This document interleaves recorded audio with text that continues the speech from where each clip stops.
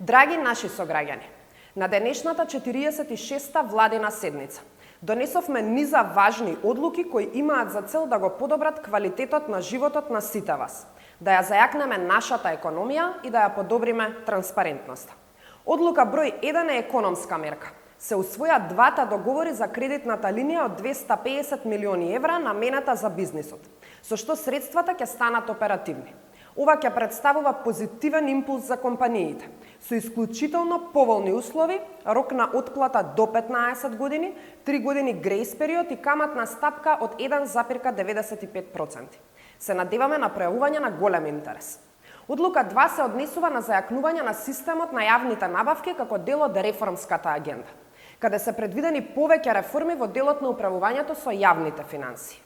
Европската комисија повеќе години во извештаите за напредокот го критикува пречестото користење на електронски аукции и истото го посочува како важен недостаток во системот на јавните набавки.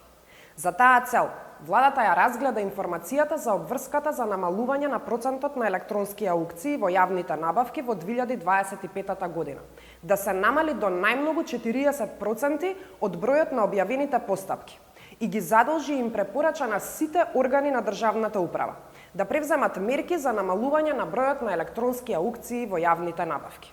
И конечно, како дел од нашата постојана заложба за навремено постапување се однесува и денешната одлука, со која владата го утврди и го доставува до собранието полугодишниот законодавен преглед, со предлози на закони и други акти по кои одлучува собранието. И истиот, согласно динамиката, вклучува 60 законски решенија произлезени од програмата за работа на владата. Почитувани граѓани, транспарентноста и отчетноста се сршта на работата на нашата влада. Нашата примарна цел е да ве доближиме вас до одлуките што ги носиме. На овој начин точно знаете што прави вашата влада за да го подобри вашиот секојдневен живот.